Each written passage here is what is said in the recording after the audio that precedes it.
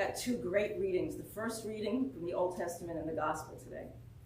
And in both those readings, we see a verse from Hebrews playing out before our eyes.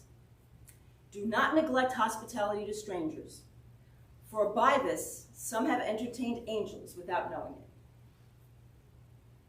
Always extend hospitality. You never know when you're playing host to the divine. So maybe that's the lesson. I can sit down. Today's two readings show what a good host should be and the importance of hospitality. Abraham sees three strangers, and the first thing he does is invite them to stay. He was quick to make his guests feel at home. That's good hospitality. I love this reading. It's one of my favorite readings from the Old Testament, and many interpretations on this reading focus on the fact that it's about the Trinity. Because the Lord comes to Abraham in three persons. They visit him and Sarah. And Andrei Rublev has a beautifully composed 15th century icon that's based on this text, and it's called the Trinity. So certainly that's kind of the focus of what that reading is about. But Rublev's icon also has an alternative title, and that's The Hospitality of Abraham. And that title points to the effort Abraham puts to being welcoming. And I think it says a lot about the Trinity, and about the Trinity being about hospitality and relationship. And so I have a print of the icon I would like to show you. So this is the icon. And you can see the three people are at table forming a circle. And I could go on for hours just about this icon and what it says. But an interesting thing is that the original, art historians found this little piece, you can see it looks like a square here at the bottom, that seemed to be sticky like there was glue. And they believe that there was once something reflective, like a mirror, in that spot, so that the observer sees himself as part of this divine dance of the Trinity at this table. So I just had to give you that little tidbit of information. So in the gospel reading, we'll switch over now to the gospel reading. Martha and Mary each had a different idea about how to be a good host. Thinking Martha was a little bit more like Abraham. And we've all heard plenty of stories and podcasts and sermons and books about these two sisters and this story in particular. I even own a book called, and I've had it for many, many years, called Having a Mary Heart in a Martha World, Finding Intimacy with God in the Busyness of Life. And most of these analysis of this reading come to this conclusion. We should be more like Mary. And you can see, Jesus makes it very clear that Mary chose the better part. The story has never sat well with me.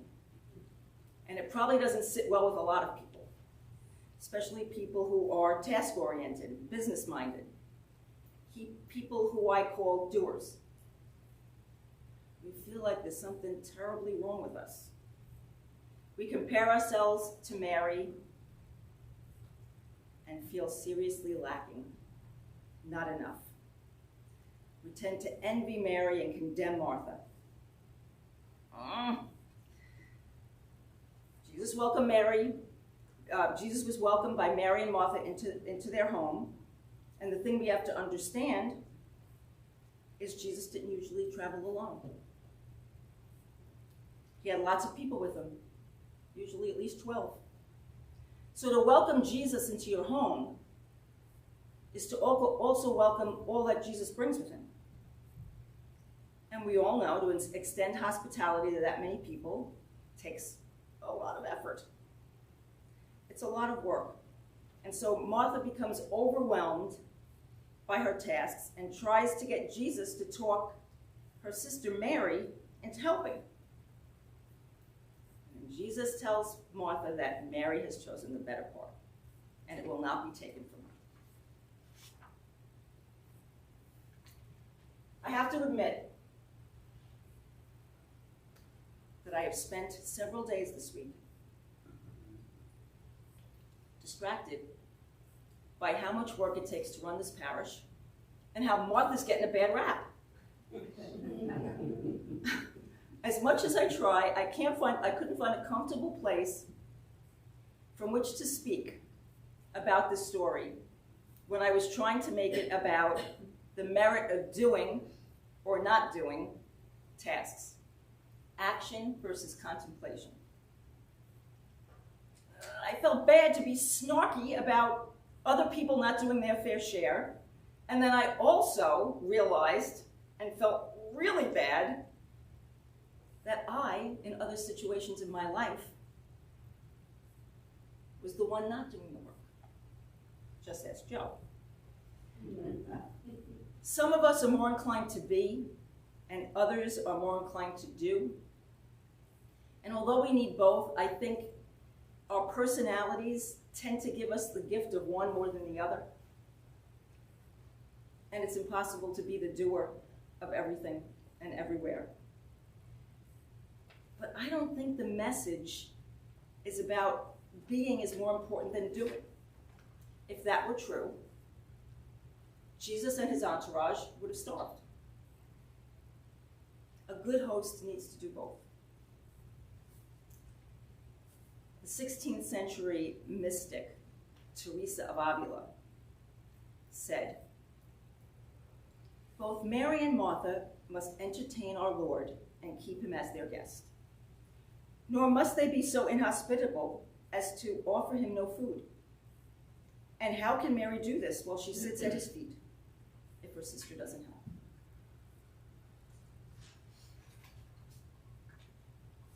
Oh, Teresa of Avila.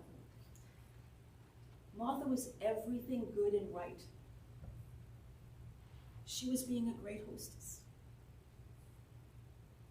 But there was one thing she was not. She wasn't present. Most likely she wasn't present to herself, to her own feelings, her feelings of resentment, her need to be needed, her need to make everything perfect.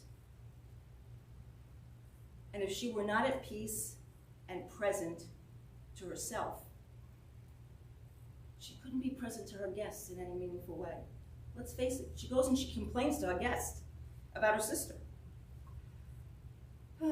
The ego can't survive in the present moment. And because she was so caught up in her ego, she began to get resentful and all judgy on her sister. She was missing that one thing. Jesus teaches that Martha and us, presence was indeed the one thing necessary. Jesus wasn't exalting Mary above her sister or any of us. He was inviting Martha to be at peace and present in her busyness. So much of religion involves teaching people this and that, an accumulation of facts and rules that are supposed to somehow add up to salvation. And knowing doctrine and dogma and following a list of tenets doesn't change or transform us. The great wisdom teachers know that one thing is needed: how we do this moment, how we are present to this minute. It's the only moment we have. The next one hasn't come, and the last one is gone. We always tend to do that, don't we? We get caught up in what's happening next, or fretting about what already did happen. When we're present, everything else falls into line. This was so important that Jesus was willing to challenge and upset his hostess to make use of teaching that important lesson. As an aside, I also want to note that the placement of this story in Luke is interesting. Last week, we heard about the Good Samaritan. And as we continue and we move into chapter 11, next week, we hear how Jesus taught the disciples to pray.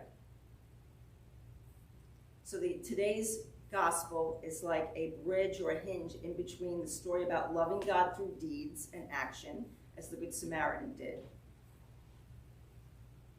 and loving God through presence.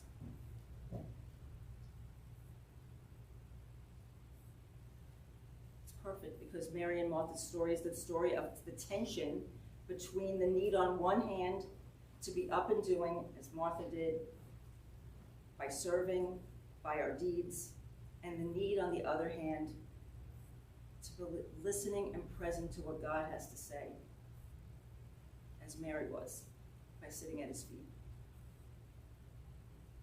So perhaps if Martha made one less dish, or wasn't trying so hard to have everything perfect, if she was more present to what she was doing and what was going on around her, instead of being distracted by her sister not helping, maybe, just maybe, she could have found that little sweet spot of finding presence and peace and holiness in her busyness, in the mundane tasks that she had to do. The more we live our lives being present to the holiness in our everyday little moments, the more we choose the one thing, and it won't be taken from us.